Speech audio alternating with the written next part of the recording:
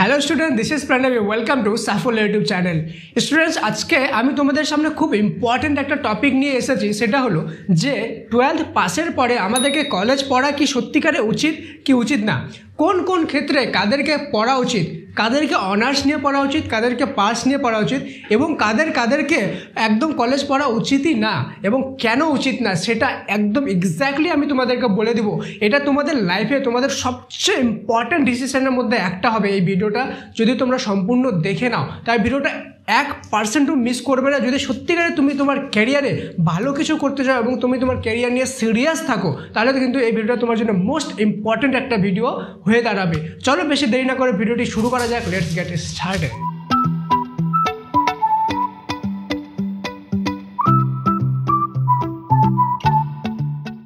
তো স্টুডেন্টস, সবার প্রথমে বুঝে নাও অনার্স আর পাস নিয়ে কলেজে পড়া কাদেরকে জরুরি। সবার প্রথমে মনে করো টিচার লাইনে যদি যেতে চাও, সে এটা হাই স্কুলের টিচার হোক, যা প্রাইমারি স্কুলের টিচার হোক, অথবা তুমি যদি কোনো প্রফেসর হতে চাও, PROFESSOR প্রফেসর হতে চাও, সেক্ষেত্রে তোমাদেরকে কলেজে অনার্স নিয়ে পড়াটা জরুরি। কি অনার্স নিয়ে পড়া জরুরি।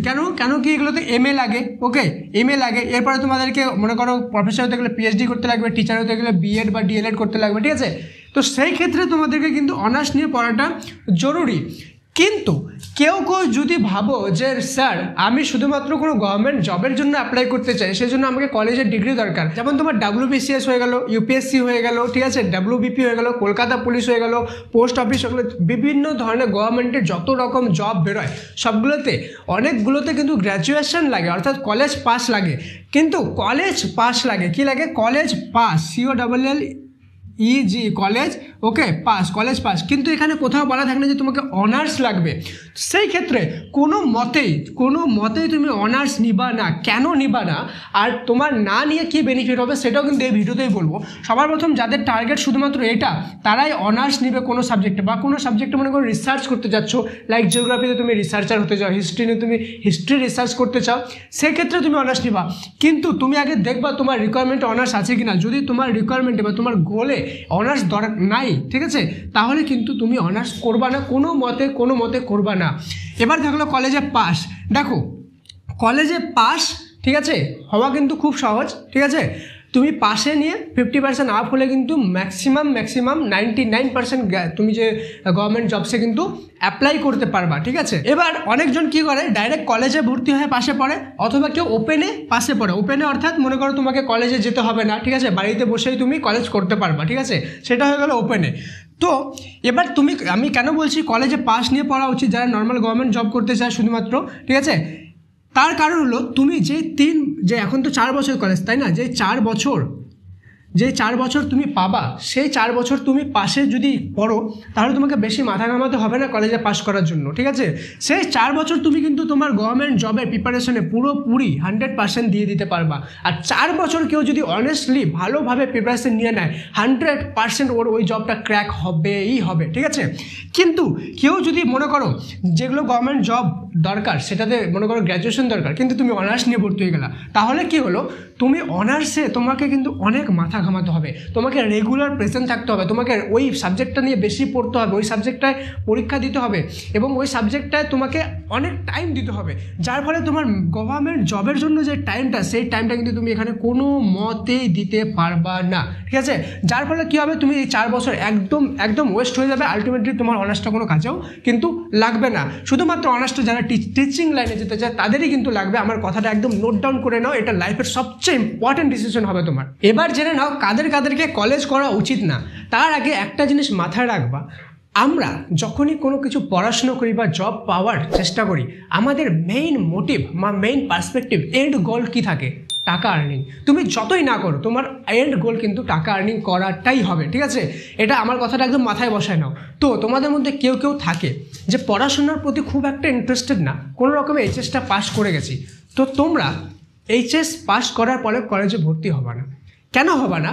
কেন কি আলটিমেটলি পাসে যেহেতু তুমি মনে করো তোমার গভর্নমেন্ট জবের জন্য ইন্টারেস্ট নাই, তো তোমার গভর্নমেন্ট জবের জন্য কলেজের রিকোয়ারমেন্টও হবে না। তোমার কি এন্ড গোল হবে? টাকা ইনকাম। তুমি কি করবা? কোনো ওপেনে ভর্তি হয়ে যাবা কলেজে, যাতে তোমার গ্র্যাজুয়েশনের ডিগ্রিটাও হয়ে যায়। কিন্তু সেই টাইমটাতে তুমি কোনো কোর্স শিখবা, প্র্যাকটিক্যাল কোর্স, যেই কোর্সগুলো করে তুমি কোর্স কমপ্লিট করার সাথে সাথে কোনো গভর্নমেন্টে বা প্রাইভেটে ঢুকে টাকা আর্নিং করতে পারো, সেইটা করবা। মনে করো যেমন আইটিআই, এর আগের ভিডিওটা যারা দেখোনি দেখে নেবা, সেখানে সব গভর্নমেন্ট জবের লিস্ট বলা আছে যে কোনগুলো কে করতে পারবে কে করতে পারবে না। তো সেইগুলোর মধ্যে থেকে তুমি কিন্তু একটা চুজ করতে পারো, অথবা আইটিআই অথবা যে কোনো বিভিন্ন ভ্যারিয়াস রকমের কোর্স আছে। তুমি এটা যদি ফাইন্ড করতে চাও তুমি ফাইন্ড করে কিন্তু দেখতে পারো, ভ্যারিয়াস রকমের কোর্সেস আছে। সেই কোর্সেসগুলোতে যদি তুমি এই 4 বছরটা দাও, এই 4 বছরে তুমি মাস্টার হয়ে যাবে ওই জিনিসটা, এবং তুমি কিন্তু ইজিলি টাকা আর্ন করতে পারবা। আর আলটিমেটলি তুমি যদি এখানে মনে করো কলেজ করলা, কিন্তু তোমার মনে করো পড়াশোনার প্রতি ইন্টারেস্ট নেই, তোমার যদি পড়াশোনাই না হলো, কলেজে ভর্তি হয় তোমার যদি নলেজই না হলো, জ্ঞানই না হলো, তুমি কলেজে ভর্তি ডিগ্রিটা নিয়ে কী করবো? আলটিমেটলি তুমি যদি কাউকে ডিগ্রিটা দেখো, তোমাকে টাকা দিবে না। তোমার ডিগ্রি দেখে কিন্তু কেউ টাকা দিবে না, টাকা দিবে তোমার নলেজ, তোমার স্কিলের বেসে। তো আলটিমেটলি তুমি টাকা আর্ন করতে পারবে তোমার নলেজের, তোমার স্কিলের বেসিসে। তো তুমি তোমার 4 বছর ওয়েস্ট না করে সেই 4 বছর তুমি কোনো স্কিলে লাগাতে পারো, ঠিক আছে? সেই স্কিলটা আলটিমেটলি তোমাকে তোমার গোলের মধ্যে কিন্তু পৌঁছে দিবে। তো আমি এখানে ক্লিয়ারলি বলে দিলাম, শুধুমাত্র অনার্স তারাই করবা যারা টিচিং লাইনে যেতে চাও অথবা কোনো রিসার্চের লাইনে যেতে চাও। কারো গোল থাকে গভর্নমেন্ট জব করার, তারা শুধুমাত্র কী করবা, কলেজে ভর্তি হওয়া, কলেজের ডিগ্রিটা নেবা, অনার্স করতে যাবে না, ভুল করে করবা না, নিজের পায়ে নিজে কুড়াল মারতে যাবা না, ঠিক আছে? আর যারা একদম পড়ার প্রতি ইন্টারেস্টেড না, ভাবো যে আমাকে টাকা আর্ন করলেই হবে, আমার ফ্যামিলি আমাকে সাপোর্ট করতে পারবে না, বা আমাকে কোনো রকমের টাকা আর্ন করতে হবে ফ্যামিলি চালানোর জন্য, বা যেই করে হোক আমাকে টাকা আর্ন করতে হবে, তোমার যদি মেন মোটিভ টাকা আর্ন করা থাকে, তাহলে তুমি কোনো কোর্সে ভর্তি হবা, এমন কোনো কোর্স, এমন কোনো স্কিল যেটা আলটিমেটলি তোমাকে কিন্তু প্র্যাকটিক্যালি কাজ শেখাবে এবং সেই কাজটা করে তোমাকে টাকা আর্ন করে দিতে পারবে। মনে রাখবা আমার কথাটা, আলটিমেটলি তোমাদের কিন্তু টাকাটাই দরকার হবে। আর একটা জিনিস মনে রাখবা, তোমাদের যদি কারো এইচএসে একটু ভালো রেজাল্ট হয়ে যায় বা একটু ভালো কিছু হয়ে যায়, বা এইচএস পাস করলে বাড়ি থেকে বলবে কলেজ পড়ো, অথবা তোমার ফ্রেন্ডরা কলেজে গিয়ে ভর্তি হবে, অথবা তোমার আশেপাশের লোক তোমাকে বিভিন্ন রকমভাবে চাপ দেবে কলেজে ভর্তি হওয়ার, কিন্তু আলটিমেটলি যখন তোমার এজ হয়ে যাবে, ঠিক আছে, তখন কিন্তু তোমাকে কেউ এটা দেখতে যাবে না যে তুমি কী ডিগ্রি নিয়ে বসে আছো, দেখতে এটাই যাবে যে তোমার ক্যাপাসিটি কতটা আছে, বলে না অকাত কতটা আছে তোমার, তুমি কত টাকা আর্ন করতে পারো। তো আলটিমেট জিনিসটাই একটা লং টার্ম প্ল্যান ভেবে নিয়ে কিন্তু অ্যাকশনটা নেবা। আমি তোমাদেরকে এগেইন বলছি, এটা তোমাদের লাইফের সবচেয়ে ক্রিটিক্যাল আর ইম্পর্টেন্ট ডিসিশন আমি কিন্তু যেটা বললাম, ঠিক আছে? এটা যদি কেউ ভুল নিয়ে নাও তাহলে কিন্তু পরে অ্যাকচুয়ালি তোমাদেরকে অনেক সাফার করতে হয়। এই যে 4 বছরের সময়টা, এই 4 বছরের সময়টা তোমাদের জন্য ডু অর ডাই সিচুয়েশন। এই 4 বছরে হয় কেউ ক্যারিয়ার বানায়, লাইফে সেটেল হয়ে যাবে, অথবা কেউ 4 বছর পরেও কিন্তু দেখবা রাস্তায় চাকরির জন্য দরজায় ঘুরতে থাকবে। তুমি তোমার আশেপাশের দাদা দিদিগুলোকে লক্ষ্য করে একটু দেখবা, বুঝতে পারবা জিনিসটা আমি প্র্যাকটিক্যালি কথাটা বলছি নাকি হাওয়ায় কথাটা বলছি। যদি ভিডিওটা ভালো লেগে থাকে লাইক করবা, তোমার সবচেয়ে ক্লোজেস্ট যেগুলো ফ্রেন্ড তাদের সাথে শেয়ার করবা, যাতে তাদেরও হেল্প হয়। আর চ্যানেলে প্রথমবার এসে থাকলে সাবস্ক্রাইব অবশ্যই করে দিও। থ্যাংক ইউ সো মাচ, দেখা হচ্ছে পরের ক্লাসে। May God bless you all.